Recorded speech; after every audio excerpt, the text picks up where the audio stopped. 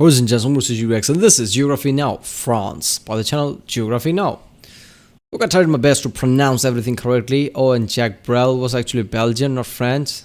My mistake. Okay, that's many people's mistake, right? Belgian, no, it must be French. Oh, wait a minute, he's Belgian? Yeah. One thing I notice a trend. People ignore Belgium a lot, but okay. So yeah, France. Obviously, lots of people told me to react to this Geography Now video because, I know that how France has so many, overseas islands and things that they consider mainland France. So if you take, one of the France island in, I guess, Indian Ocean, if you take flight from there to Paris, that is considered inland, right? Inner country flight, which is weird because it's way too far away. It's closer to India than to France. But yeah. So let's watch this one. Remember, if you like my reaction, don't like, subscribe. Check out the reaction. There's a link in the description. Check out the cards. We'll play cards. And yeah, let's watch it. Comme certains d'entre vous le savent, un huitième de moi est français. J'ai donc en quelque sorte une obligation d'honorer mon héritage. It's time to learn geography. Now! Hey everyone, I'm your host Barbie. France. Pretty much everybody on the planet has heard of this place. I mean, immediately images of wine, cafes, embellished 18th century Baroque architecture, and Napoleon. people really hate globalization of the English language. But take a step back even further, and France becomes a place with jaguars, coconuts, volcanoes, penguins, grass skirts, war dances, bamboo flutes, witch doctors, and a multifaceted history that has evolved into a people group into becoming one of the most notable nations on the planet. Alors, allons-y! The first thing you need to know about France is that it's not just European, but a transcontinental country that spans across 12 time zones, more than any other country in the world. Mais comment est-ce que possible? Laissez-moi expliquer, gros garçon. France is kind of divided into two main parts. The European Metropolitan France, where about 95% of the population lives, and the overseas French regions, departments, and territories, otherwise known as the Département et Territoire d'Outre-mer, or DOM-TOM. Before we tell you what they are, let's explain the difference between them. Regions have exactly the same legal status as mainland France and the same civil, penal code, and administrative social tax law. There you go. I think that's what's the difference between, I guess, France and England and other colonies, basically European countries, which has colonies everywhere, right? France consider them mainland, apparently regions, so they are like mainland France. That's the thing, because that's different from everywhere else, right? I mean, even that, what is that? There's a small part of France that is part of France near Brazil, right? That is also considered mainland France. This is not mainland France, part of the mainland France or something like that. However, they can be slightly adapted to suit the region's particular needs. In collectivities, the autonomy rises and they are empowered to make their own laws except in certain areas like defense, currency, trade, and diplomacy. The overseas regions are Guadeloupe and Martinique in the Caribbean, French Guiana in South America, by the way, has the Kourou Space Center, disputably the best in the world because it adds an extra gravitational slingshot effect because it's so close to the equator of the Earth, and Reunion and Mayotte off the coast of East Africa. The overseas collectivities are French Polynesia, you've probably heard of Tahiti, that's French Polynesia, as well as Wallis and Futuna in the Pacific, Saint Pierre and Miquelon right off the coast of Canada, Saint Barthélemy and Saint Martin, which is the only place in France that has a border with the Netherlands, as the Dutch own the southern part of the island, located all in the Caribbean. The only islands that lie under the title of overseas territories are the French Southern and Antarctic Islands, or the TAAF. These islands are made up of the Kerguelen Islands, the St. Paul and Amsterdam Islands, you can probably guess who used to own those, the Crozet Islands, and Adélie, the claimed slice of Antarctica that is technically not recognized thanks to the Antarctic Treaty. And as of 2007, the scattered islands in the Indian Ocean, remember the Comoros episode, were added to make the 5th district of the territory, even though half of them are disputed with Comoros, Seychelles, and Mauritius. These islands are mostly uninhabited. Yeah, so basically French look all the places that they have around the world and just thought that anything that is close to Antarctica, that's just, I guess, overseas territory. Otherwise, everything else is basically regions, like they're part of the mainland France or something. I don't know. I think that's cool, right? Because no other empire has things like that. So if you go into one of these islands, or from there you take a flight to Paris, it's like you're taking flight, international, I don't know, inter-country flight. Let's just say that just feels weird when you think about it, but it is true. only house temporary military or scientific personnel. Finally, France administers 2 special territories that don't quite fall into any of the previously mentioned categories. There's the uninhabited Clipperton Island off the coast of Mexico, which has a crazy murder story behind it. And last but not least, there's New Caledonia, which has a special particular status out of the French-administered overseas territories. New Caledonia is the only one that's vying for a kind of somewhat independence, as the political power was passed to the native Kanak peoples. There is a weird dual French EU and New Caledonian citizenship thing going on, and in 2018 they will hold a referendum to either remain or leave France. And thanks to all these territories, they together give France the second largest executive economic zone in the world after the US. Whew. Okay, now let's go back to Metropolitan Europe, France. The country is located in Western Europe, bordered by 8 other nation states. Don't forget little Andorra and Monaco. Along the coast by the English Channel and the Bay of Biscay in the north and west, as well as the Mediterranean Sea to the south. Mainland France is sometimes referred to as the hexagon, since if you tilt your head a little bit, it kind of looks like it has 6 sides. Isn't that more of a pentagon that though? This side and the straight side. And this is kind of feels like straight because this is not that much of a slope, and it feels straight only with somewhat features outside. Kind of feels like a pentagon then, yeah. Quite frankly, I was always under the impression that it kind of looked like a teapot with feet. Mainland France is also divided into 13 regions, including Corsica Island, 18 altogether if you include the overseas regions, with the capital, largest city, as well as the main cultural and commercial center, Paris. We could talk on and on about Paris, what with the unbelievably designed metropolitan layout, the rich, vibrant... Oh, that's just awesome. We could talk on and on about Paris, what with the unbelievably... Look at that shit. First time, I played that game, Saboteur, that had Paris City in it.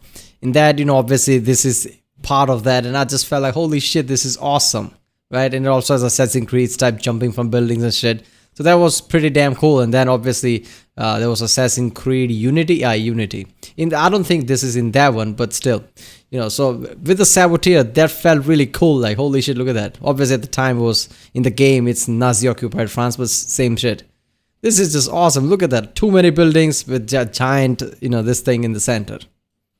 Designed metropolitan layout, the rich, vibrant atmosphere, the juxtaposition of classically adorned historical sites along neo-contemporary architecture, the food, the shops, and of course, au soleil, sous la pluie, à midi ou à minuit, il y a tout ce que vous voulez aux Champs-Élysées. But that in itself would take too long, and we gotta get through 3 more. What the hell was that? The busiest airports are the 2 Paris twins, Charles de Gaulle and Orly International, as well as Nice, Côte d'Azur, and the second and third largest cities, Lyon Saint-Exupéry and Marseille Provence International. At around 643,000 square kilometers, France is the largest country in the EU. The interesting thing about France is that it's kind of divided into areas that historically had their own distinct cultural identity. Some of the most notable ones being Occitania, Savoy, Brittany, Normandy, Alsace, a section of the Basque Country, Nice, and the island of Corsica, which speaks its own dialect most French people can't even understand. These regions contribute their own unique piece of the French pie. Speaking of pie, we all know about French food, which is great because we're going to discuss more about it in... If you look at France's physical makeup, you start to kind of understand why food plays such a huge role in their culture. Everything just kind of works out perfectly for them. For metropolitan France, big, rich, nourishing rivers and their tributaries like the Garonne, Dordogne, Loire, Seine, Meuse, and Rhône entangle the entire country north to south, east to west, allowing an abundance of irrigated crop fields to exist in nearly every corner of the country. Now add on top of that the fact that the country does not have any major fault lines. They enjoy a nice... I mean, it's kind of understandable, right? With the geographical position of France, right? It's not way too north, but it's just north enough from the equator that it can have, lush fields like that, rivers like that. Oceanic European climate, and they don't suffer regularly from any major natural catastrophes. Most of the country is made up of arable flat plains or small rolling green hills that are just begging for cultivation, and voila, you have an agricultural gold mine. In fact, out of every country in the EU, France reportedly has the highest quality of soil performance and resilience, and only a few spots like in the Caucasus region and parts of Eastern Europe and Southern Russia rank higher. So there you go, food haven. In the south, you reach the mountainous regions of France, including the Pyrenees along the border with Spain, the Massif Central Plateaus, one of the most geologically studied places in Europe due to this strange formation. The Alps all along the borders with Italy and Switzerland. By the way, Switzerland was all like, yeah, I'm not gonna share Lake Leman, it's mine! And that's how Geneva was born. The highest point in France... I mean, how are you gonna fight, Switzerland? Even us is like, we are not touching that shit. Let alone all of the EU, is Mont Blanc, found in the French Alps along the border with Italy, only second in height to the Caucasus Mountains in all of Europe. If you consider the Caucasus region a part of Europe. Some people don't, but that's another story. France is a cornucopia... I mean, is that true if you take, if you go to, France's edge at Mont Blanc, right? And from that, there is a tunnel. So if you go inside the tunnel, which is, I guess, cut through the Mont Blanc, right? And when that tunnel ends, you're in Italy now or something like that. But that's just cool when I think about it. Like, you're going at the edge of your country. There's Mont Blanc, this giant, basically a mountain, right? You go inside the tunnel. When you come out, you're in a different country. Cornucopia of produce, dairy, and meat. Every region has their own specialty, but two things are everywhere: cheese and wine. The French are the largest consumers we know of that. cheese, with over 1,200 different varieties found all over the country. The French also have a larger range of unconventionally consumed meat products. Most countries stick with beef, chicken, pork, maybe lamb or goat, and fish. However, the French aren't satisfied with just that. Other animals like pheasant, duck, goose, quail, rabbit, venison, veal, horse, frogs, and snails are consumed regularly. Speaking of which, the national animal is the Gallic rooster, which is why you might typically see a lot of roosters on French-affiliated symbols. In fact, France is one of the most entomophagous, that's insect-eating, countries in Europe, as about 700 million snails are estimated to be consumed every year by the French, especially in Burgundy, the largest snail-producing region in France. Unfortunately, due to the fact that the French are the highest consumers of raw... Yeah, when it comes to food, I guess, the stereotype everybody knows about, like how, French people like to eat different type of thing. Not just eat different type of thing. Exquisite, different type of meals, I guess. Sometimes I wonder how France isn't, leading country in obesity, since they like to eat a lot. I guess they just like to eat different type of quality food, not just eat more. Or mildly cooked red meats. A huge portion of the population is either exposed or chronically infected by the Toxoplasma gondii parasite that disputably over half the population is suspected to have. This little guy eventually finds its What the fuck was that? region in France. Unfortunately, due to the fact that the French are the highest consumers of raw or mildly cooked red meats, a huge portion of the population is either exposed or chronically infected by the Toxoplasma gondii parasite that disputably over half the population is suspected to have. Okay, wait a second. Alright, there you go. When a person becomes infected with T. gondii, the parasite forms cysts that can affect almost any part of the body, often your brain and muscle tissue of different organs. What? Lots of people in France have this? Including the heart. If you're generally healthy, your immune system keeps the parasite in check. Yeah, that makes sense. Otherwise, it would be a really big fucking issue that people know about. Of those who are infected, however, very few have symptoms because a healthy person's immune system usually keeps the parasite from causing illness. However, pregnant women and individuals who have compromised immune system should be cautious. For them, a toxoplasma infection could cause serious health problem. Wait a minute, during this past pandemic, people who are affected by COVID, basically, did they get screwed by this? Because COVID would definitely weaken your immune system. And obviously lots of people in France would have this. Well, is that an issue in that part? Like, lots of people got screwed because of that? Because COVID definitely weakened lots of people's immune system. After that, this, toxoplasma basically screw people's lives, man. That's fucked up. This little guy eventually finds its way into your brain, changes people's behaviors into being either more caring or aggressive and suspicious. Look it up, I'm not even joking. The Alps are famous for their charcuterie and fondue, Brittany for its crepes, Cantal Yeah, I didn't see that in Google, but I guess that's also, yeah. for its chestnuts, Dijon for its mustard, l'Aveyron for Aligot, Rheims for its champagne, and then we get to Bordeaux. Now, first of all, every region of France likes to claim that they have the best wine. However, it's widely known that Bordeaux is disputably the home of the largest wine vineyards in the world, pumping out over half a billion liters of wine a year. The French take their produce maintenance very seriously and became the first country in the world to ban supermarkets from throwing away or destroying unsold food since February of 2016. All businesses must donate wastage to either charities or food banks. To combat crop wastage on farms, France has even opened up ugly fruit or vegetable shops in which you can buy disfigured produce for 30% off. Okay, isn't EU, EU's headquarters is housed in France? France is some form of, I guess, leading country of EU or something like that. Because that would definitely make sense because they also have nuclear plants, right? Most of the country runs by nuclear energy. So I guess when it comes to, green things, they are really ahead of that. So they're like, okay, let's not do pollution. Okay, nuclear plants, there you go. Pollution as in, air pollution, carbon dioxide, methane, that kind of thing. And then they're like, okay, let's not throw away. We are really food-powered country. I guess lots of people likes food here, right? We produce lots of food. So let's not throw away foods either. So I guess, France is really recycling green type of country. That's what I've come to realize.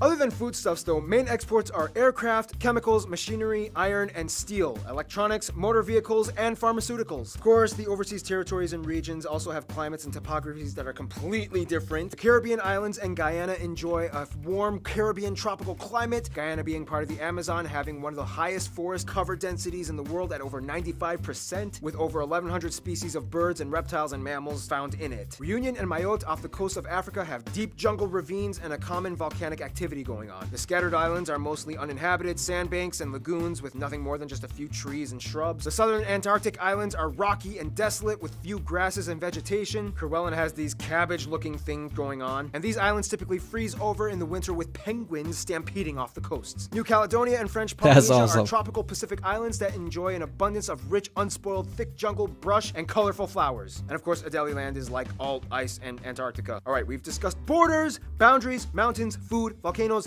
Now let's talk about who's running. All right. So, France basically consider all these regions so part of mainland France, right? So technically France is the only country with that kind of different geographical terrains, right? Because they are all considered part of the mainland France. Running the entire show. France is a country of people that are very, very intent on making sure that you know they are French. First of all, the country has about 67 million people and is the second largest in Europe after Germany, making 13% of the EU alone. About 85% of the population is white, 10% are North African, mostly from the Maghreb regions, a little over 3% are black, and a little less than 2% are Asian. The currency is the euro, they use the type CEF outlets, and they drive on the right side of the road, which makes things interesting when their neighbors from the UK come across the channel. Now let's talk about the white people. I remember playing, Euro Truck Simulator 2. In that was I was playing that, literally this happened, and I was laughing like, holy shit, this is really like a Top Gear type of thing, but it happened to me. I was playing the game. Obviously I started from London or something. Then I came from Calais and just took a ferry and came to France. And then, I was going, and suddenly, I don't know, I wasn't paying attention because Euro Truck Simulator is, gets boring. It's just driving, right? I don't know, I was looking at something and just suddenly car comes from the first, head on basically. I suddenly turn over the lane and the entire trailer toppled basically. And then I realized, oh, right, yeah, in France they drive at a different side than, I guess, England. White French people have some or partial Celtic or Gaulish origins, as historically the Gauls inhabited most of the centralized regions of modern-day France. That means genetically, the French and British have a lot more in common than they think. Of course, an admixture of Latin and Germanic roots also applies. As Normans, right? Nowadays, British are most of Normans, and Normans were French, so yeah.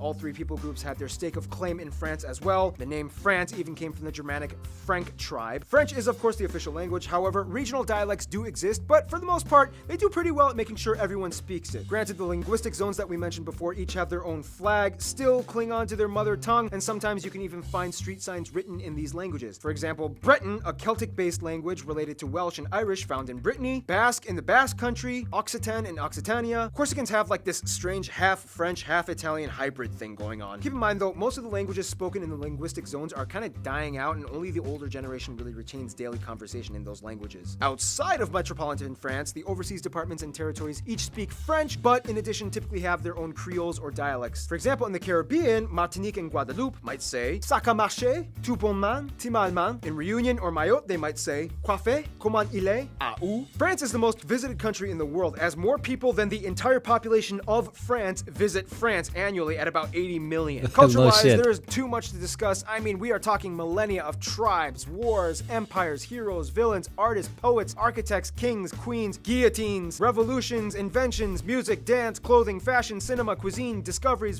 Well, after reacting to a year of history videos, I think I know most of them, but I don't know. I'm pretty sure there are lots of things that I don't know about that, France history too, all the wars and shit.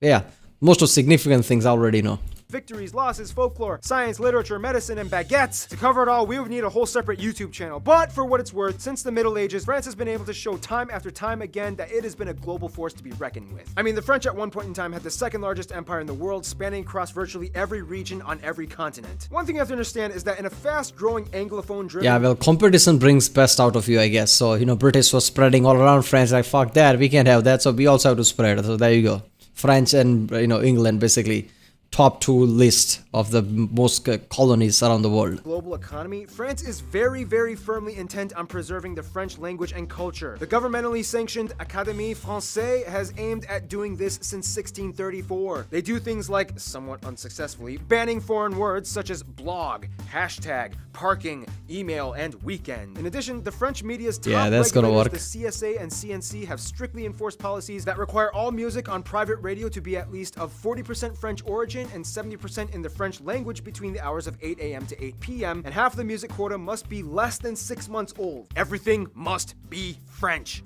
Yeah, in this woke Gen Z type of world we live in, I'm pretty sure people will lose their mind over this shit soon enough. Like, oh, this is discriminatory, this and that. France is, of course, home to a plethora of notable figures in every field of academia and athleticism. I mean, they have almost 70 Nobel Peace Prize winners, including famous chemists Pierre and Marie Curie. Few people know that they had a daughter who also became a notable scientist. Other scientists, writers, and philosophers like Descartes, Pascal... That's just fucked up. Your parents were really famous scientists. You do well enough, but still you're not going to reach, Marie Curie level, right? So when you die, you're like, ah, shit, I think people are not going to remember me. That's just fucked up, man. Baudelaire, Flaubert, Pasteur, Châtelet, Bouton, who by the way invented the metric system, musicians like Rameau, Lully, Debussy, Jacques Brel, Edith Piaf. Of course, we can't forget the fashion icons, Louis Vuitton, Coco Chanel. Yeah. Basically, metric system is damn fucking accurate, and, even the countries that use imperial system, when they really look now, even they are kind of using metric system in the most places, but still they're not going to admit it because it's French. And Christian Dior. I mean, it's no secret, France is often touted as the fashion capital of the world. Artists like Monet, Cézanne, Renoir, Degas, Manet, and Gauguin. And of course, what's an episode about France without mentioning anything about Kings Louis XIV and XVI, Joan of Arc, and Napoleon? In a simple way of putting it, French culture is very vibrant and proud. The French love where they've come from and how they go about doing things. The Catholic Church once played a major role, and to this day, even as a secular state with dwindling church attendees, many French people still, in the very least, identify nominally as Catholic, mostly for a cultural thing. It's just their history and they don't want to toss it away. They also love taking breaks and getting their sleep. On average, the French get about 8.83 hours of sleep every day, more than any other country in the developed world. And they also have some of the shortest work weeks with only about 6 to 7 hours on average a day. And that's enough for them. It's not uncommon to see people taking that doesn't do well for the stereotype of France. Well, there must be scientists who basically do some kind of, I guess, wild, basically countrywide, research at certain level. Like, what is the mental state of these people? Are they, less stressed out, less anxiety, less depression compared to the world? Is this really working? Because I don't know. People like to make fun a lot of time. Like, friends like to sleep a lot, work less, and this and that. Maybe that's good for your mental health. And every other country who's really productive, right? Who really like to put in hours, right? Sleep less. They have real mental issues. I don't know, man. So maybe this is working. Who the fuck knows? Off in the middle of the day, early evening, just to relax and take a nap. They even have a word for it. I like how he just shows people napping in the public. Like, they just like to have a nap. They don't even go to their house. They just nap everywhere. Right? They are walking outside and they just take a nap on the bench or something. Which literally translates to the hour of the aperitif. People can also claim state pension at age 62, making it one of the lowest retirement ages in the world. And of course, the sport French people rank highest in the world, going on strike. I mean, the last thing you want to do is interrupt a Frenchman's nap during a 6-hour shift with corporate policy changes. Yep, the world can be a cruel, cruel place. Let's see how France survives in the jungle. Yeah, another stereotype about France, right? Lots of riots, right? Protests. Like, if I don't know, I think, Top Gear makes a lot of that jokes, right? Lots of American shows and things. Comedians make that joke. Like, if you get out of the, you land in France, Paris, and just get out of the airport and there are riots everywhere. When it comes to France, they don't discriminate. They hate everyone equally. No, but seriously, France has their eyes on a few people, and when they see what they like, they cling on and make you a treasure. First of all, Francophone nations and Latin-based former Roman legacy nations generally get the high seats, especially their neighbors like Switzerland, Luxembourg, Italy, and Spain. Quebec, Canada is to France kind of like what the USA is to the UK. They adore each other, they love each other's accents, but they love making fun of each other even more, even though they are really close. Algeria, Morocco, and Tunisia are the closest African nations as they make up the largest African immigrant demographics, followed followed by sub-Saharan African countries like Cameroon and Cote d'Ivoire, or Ivory Coast. For France, Japan is seen as like the epitome of exoticism. Similar to themselves, the Japanese have a rich culture of noble tradition, things like castles, attire, and food. I didn't know that French really like Japanese, huh? Likewise, Japan sort of shares the same mutual fascination and see France as like its European alternate universe twin. There's no two countries that like to poke fun of and borderline harass each other. Yeah, I mean, that makes sense since France and Japan is way far in the distance from each other, right? I mean, that's the saying goes, right? I mean, best relationship is from really far away, I guess. Because when they come close, they will fight.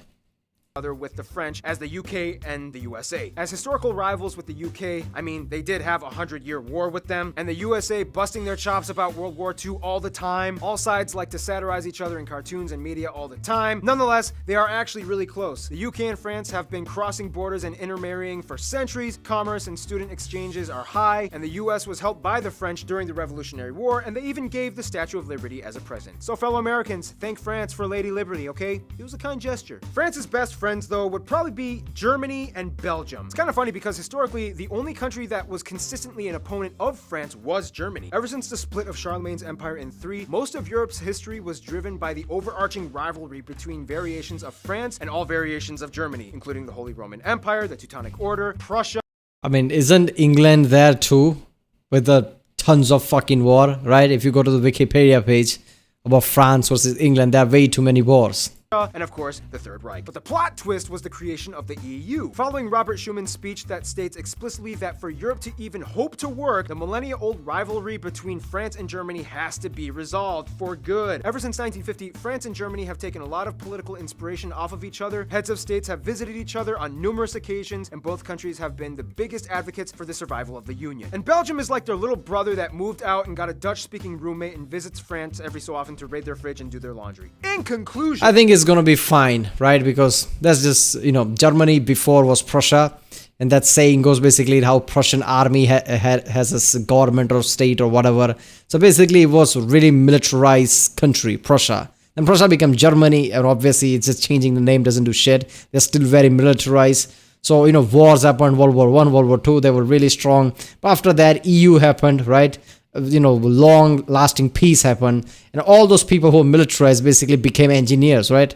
Automotive engineering hub of the world. So I guess now peace is going to last because it's no longer militarized in that sense. It's militarized, in, I guess, engineering way. They make really good shit now.